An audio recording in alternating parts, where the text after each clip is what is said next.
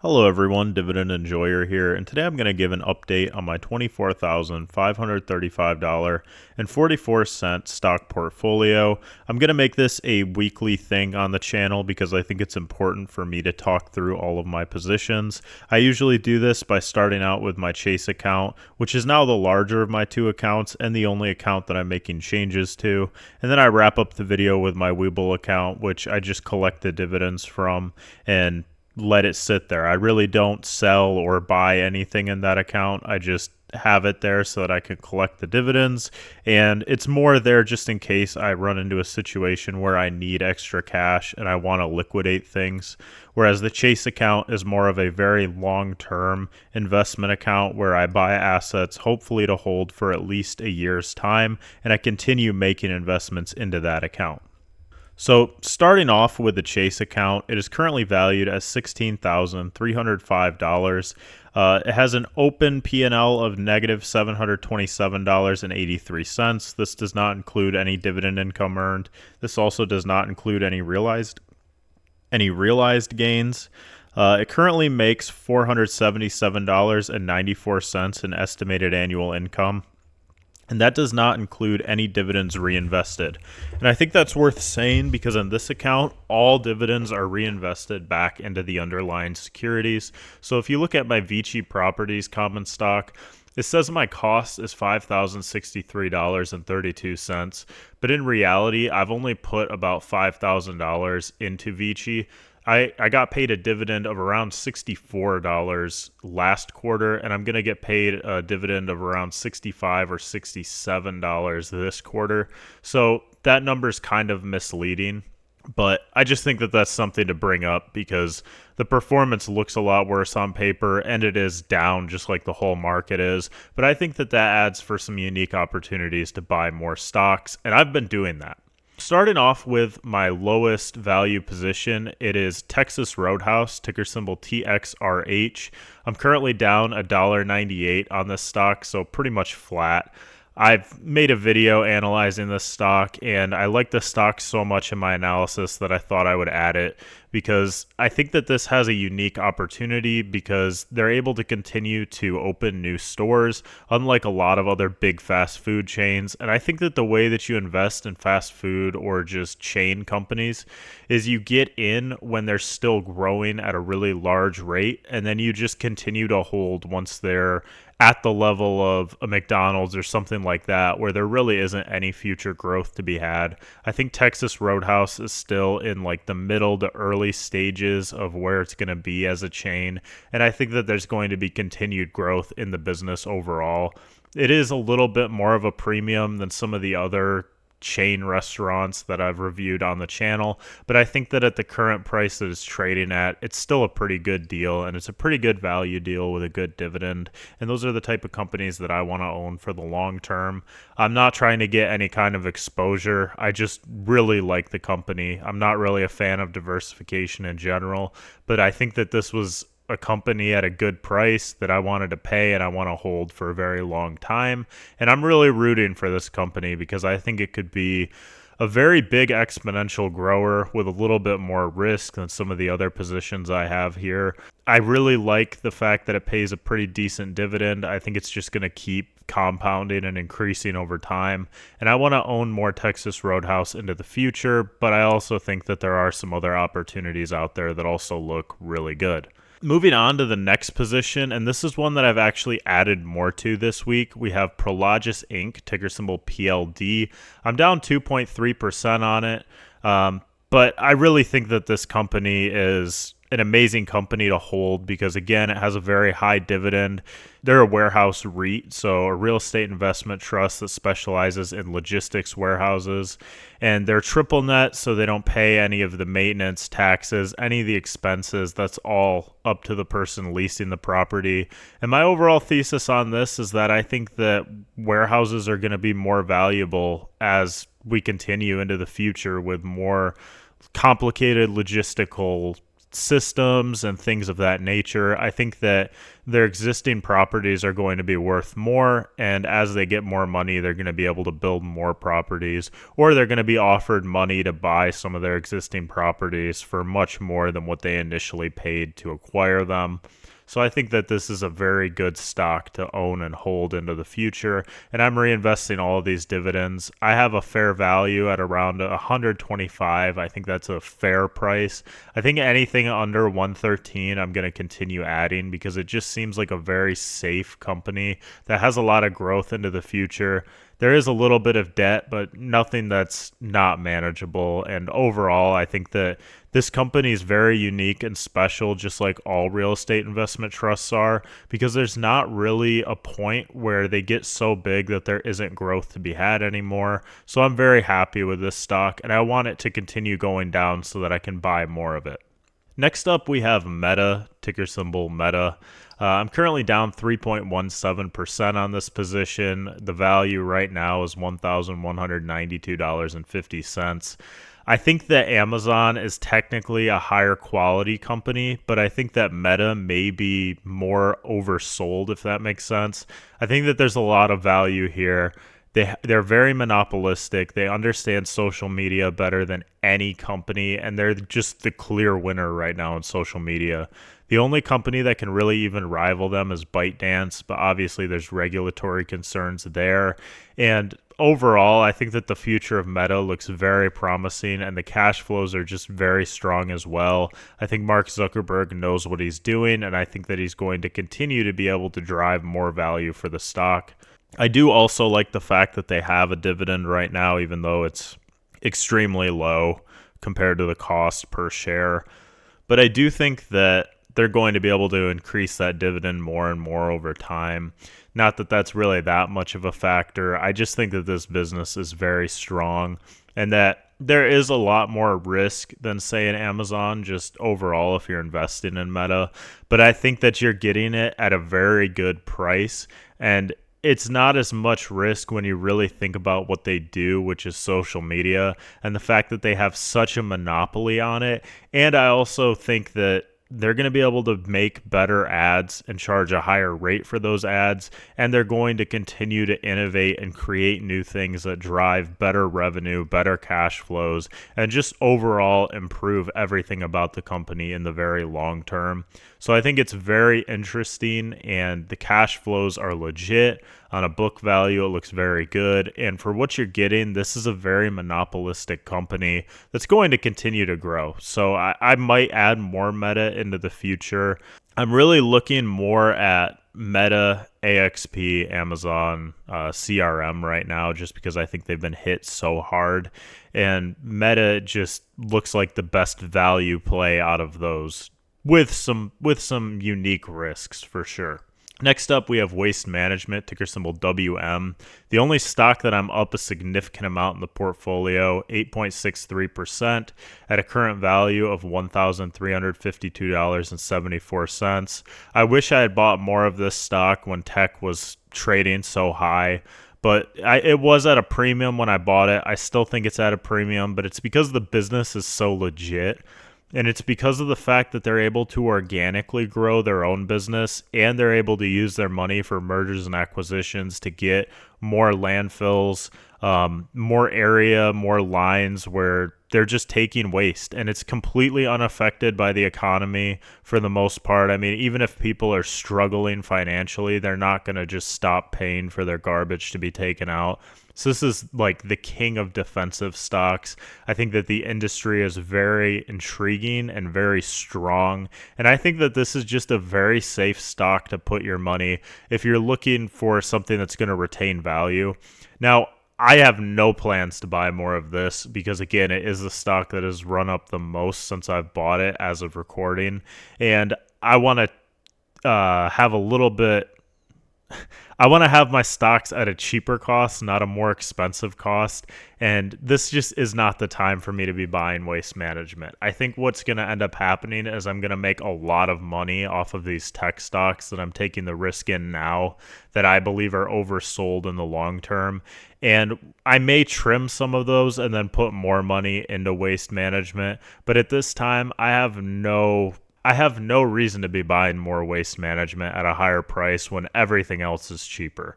So I think this is very high quality. I don't want to ever sell this. I think that it's an excellent company, an excellent industry. But I think that there are some other better opportunities on my own list of stocks that I have here, and just even stocks that I haven't invested into that look more attractive than Waste Management does right now at the current valuation and at the current price, simply because I believe in the long term they're going to come back. Next up, we have American Express Company, ticker symbol AXP. I'm currently down 3.72% on this stock. The value of this stock is currently 1354.52, and I think that this stock benefits greatly from network effects, which I've talked about at length. I think that any payment processor is a good bet because they're going to continue to grow as more payments are made and more people are joining the network.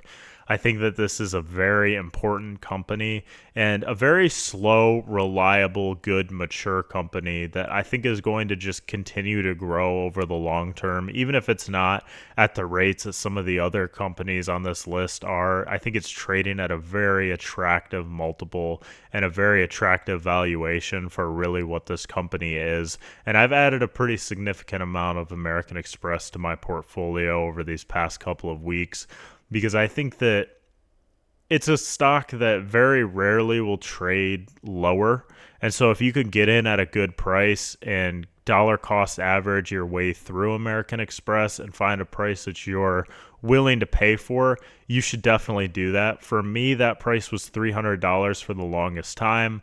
I had 2 shares and it was at, I believe, over 330 at one point, and I didn't want to sell because I just want to hold high quality companies.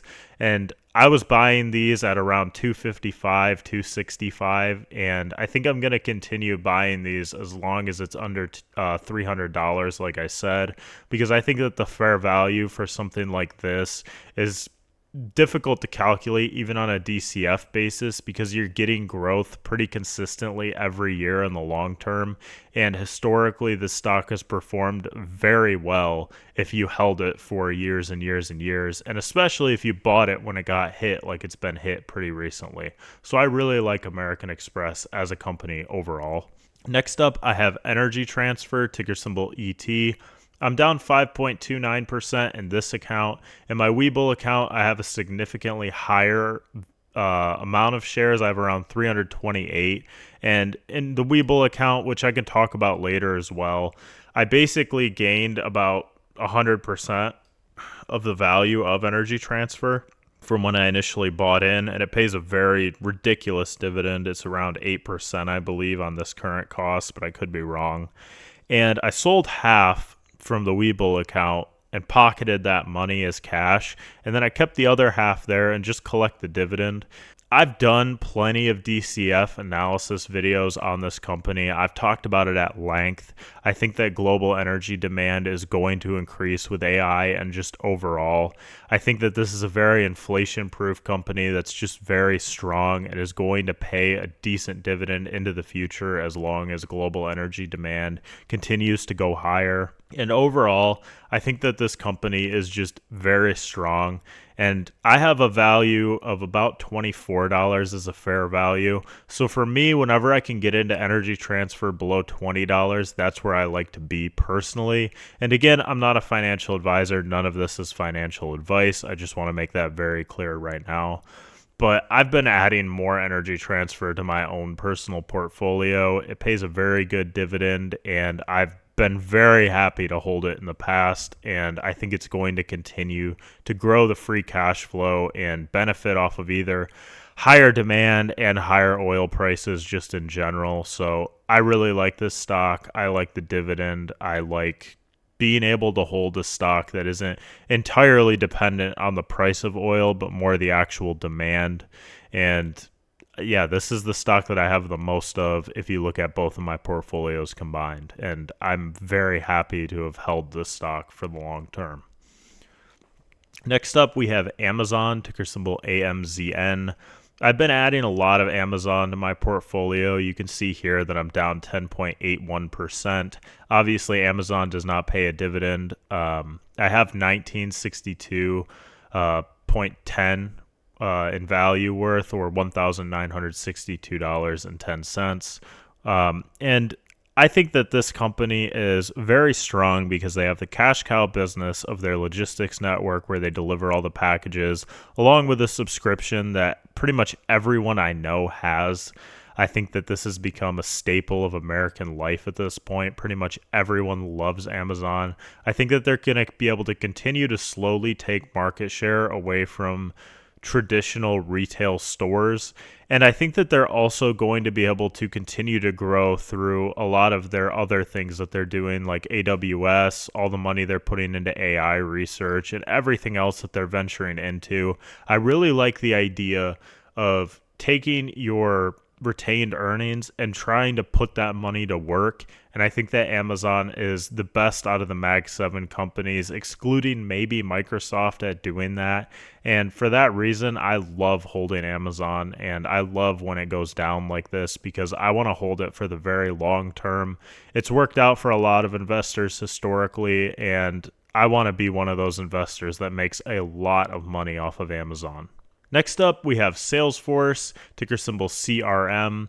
This is the position that I'm down the most in this portfolio at minus 360.84 or 12.48%. I currently have a value of $2,529.48 worth of Salesforce stock. And I just want to say that I think that this stock is going to vastly outperform pretty much everything in my portfolio, which is why I have so much of it. But I also think that there's a lot of risk with this company. I think that this company is focused on the right things and solving the right problems. I also think it benefits greatly from network effects where people get onto the Salesforce ecosystem and then it's so cheap and it's so efficient that there's no reason for them to leave, and it would be more expensive for them to leave once they're in. And because people are joining into the ecosystem, that makes Salesforce more money, which they're able to offer better products, which gets more people to come in. So it's kind of a cycle that just feeds into itself and makes Salesforce bigger and bigger and makes them more and more money and makes them be able to develop better products. I think the agents are going to be revolutionary in what they do. And I think that Salesforce is a very strong company that has a lot of growth that it can do. I think that this is like getting into something like an Amazon, like a Microsoft, like an Apple very early on. And I know that that sounds completely ludicrous and completely crazy, but I think that this is by far the biggest risk reward stock in my portfolio. I really don't like risk, but I think that the amount of gains that could be had here are absolutely tremendous. And if you look at Salesforce's historical revenue, you can see that it's just a straight line up, and I think it's going to continue to grow pretty consistently. I do think that the growth is going to be lower in the short term than what people are expecting, and maybe even in the long term. But if you have an asset that continues to produce better revenue every year, it is going to go up in value, and there is a premium that should be paid for that. And in this case, I don't think it's being priced correctly, just to be quite frank with you guys. And that's why I'm buying more. And you could have a different thesis. I would disagree, but I just personally think that Salesforce is a very good company that's going to outperform. And I think I honestly am probably going to look back at the amount of Salesforce I have when everything goes over and everything goes back to normal like it normally does, and they're earning more and more money maybe 1, 2, 3 years from now. and I'm going to look at all of my positions and say, man, I should have just bought Salesforce stock. I really think that there's a very big possibility that that could be the case, but I'm not 100% certain on that. And for that reason, obviously, I'm going to buy some of the other things that are definitely safer and have better historical results and are just larger companies, because I think that there are advantages with that, rather than just putting all my eggs into the Salesforce basket, because I don't think it's 100% type of thing that it's going to rise at the rate that I'm thinking it's going to rise at. And I don't want to miss out on being able to buy some very reliable, safe other companies. Speaking of very reliable, safe companies, we have the biggest position in the Chase account, Vici Properties, ticker symbol Vici. I'm currently down $37.54, but again, that's misleading because like I talked about at the beginning, I have gotten paid the dividend. I'm going to get paid another dividend. I was buying the stock hand over fist when it dipped below $30. If you guys don't know, this is an experiential real estate investment trust, so it's also triple net, but they own the most physical real estate properties on the Las Vegas Strip, so they don't actually get any of the gains from running the casino, but they own the actual physical building of the casino, so the casinos are paying Vici rent to be able to operate there. And so Vici is extremely safe because it's very unlikely that the tenants are going to default on their rent. There's a lot of advantages to owning and holding Vici. They've been buying more experiential real estate, including golf courses and other things of that nature. I really wish this was the only stock I would have bought, because this was a very obviously undervalued security when it was under $30, and it fit my portfolio perfectly, has a very high dividend, very consistent results. I think management is very smart, and I really like the company overall. I didn't want to put all my eggs in one basket, and I really regret that, because I think that Vici is an extremely safe type of security. So I limited myself to $5,000, and ultimately I believe that that was an investing mistake. I think I should have just continued to buy it when it was below $30 with all of the money that I had. And I think I would have had better results if I would have done that, because it was very obvious, unlike some of these software companies where there's some ambiguity. There's some things I don't fully understand about the softwares themselves. I understand the cash flow. I understand the results. I see the software and I have an opinion on it, but I don't definitively know. With Vici, I knew that the stock, even before the previous earnings, I valued at around $34. So when it was trading at $28.50, I should have just been going all in on that, and I really do regret it. But the amount of money I'm getting is around $275 a year on $5,000 in, and all of that's being reinvested. So I think over time, this is going to just be paying a ridiculous amount of money. Now, I do think it's not going to have the same kind of growth as some of the other stocks in the portfolio, and I don't fully fault myself, because if you guys lived through or invested through the first Trump presidency, you know that stocks were just going insane. They were all going up. His policies were very pro-stock market, and now it kind of seems like it's not that way. So I think that's why the market's kind of shocked, because it's a very uncertain, unpredictable time. There's obviously higher rates now. I think that we're really kind of paying for printing all of the COVID stimulus now, and it's not really something that a lot of people priced in, obviously. I think that there's more of an opportunity with software now, but previously I think that there was a bigger opportunity with Vici specifically, and I even talked about that because I believe rates will go down in the long term and they're going to be able to refinance and make even more money. But I really think that it was a unique opportunity to buy a stock that I really liked, and I missed out on that simply because I just got afraid to put so much money into one stock, and I really wish I would have just been buying Vici rather than buying anything else, and then have bought the other things after this crash had happened or once the valuations came lower. So I really kind of think that that's something that I have to acknowledge here. So that you guys can take that with your own investing philosophy. If you really understand one security and you believe very strongly that it is going to be, it is currently undervalued and trading at an undervalued amount, and it fits your portfolio very well, and you think that you understand it a lot better than some of the other things in your own personal portfolio, then I think that it makes sense to put more of your eggs in that basket than anything else. Moving on to the Webull account, the current value is $8,230.44, and this is all gains. If you guys don't know, I sold off. This was at $40,000 at one point, and I sold off 30 because I needed some money and I wanted to pay off a car fully. But I kept around 8,230 in the account. I think it's up around 12,000 overall. So this is all just gains. I have 5 shares of Microsoft that pay me an okay dividend. It's about $4 a quarter, something like that. I think that Microsoft's going to continue to grow into the future. I'm down 7.32% currently, but I'm not really that worried about it. I think that in the long term, Microsoft is going to do okay.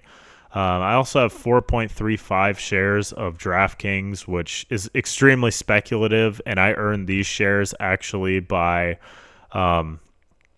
first selling puts, getting assigned, and then selling calls. So I kind of played both sides of that.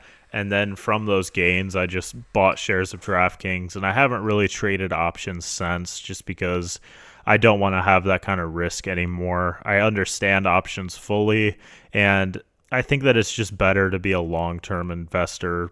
Personally, I understand that you can make a lot of money from options. I've made and lost a lot of money from different options contracts, usually by selling those contracts to other people. But overall, it's just not something that I want to be doing because I just don't have the time to make intelligent decisions, and I don't believe in making short-term decisions, especially in this market where there's so much volatility. And then I have my energy transfer shares, 328 of them, pays me $106.60 a quarter just to hold, and I don't plan on ever selling these. I'm just going to hold them forever, basically. And I'm really happy with this purchase and how this investment has panned out. It's paid for a lot of different things, and it's made me a lot of money since I've been holding these shares since 2021. Obviously, you can see the open P&L is 59% currently, but it has been significantly higher than that in the past, and I've just been holding this company for the long term. You can see my average price is $11.70. I remember when this stock was floating around $8. I wish I would have bought even more of it back then. But there was a lot more uncertainty with the stock, obviously, and I didn't know what I know now. So that's kind of my full review of my account. Let me know what you guys think if you made it this far. I really appreciate it. Please leave a like if you liked the video, dislike if you disliked the video. Drop a comment down below on some video ideas that you guys want to see, and please hit the subscribe button if you've made it this far. Thank you so much for watching. Have a great day. Bye.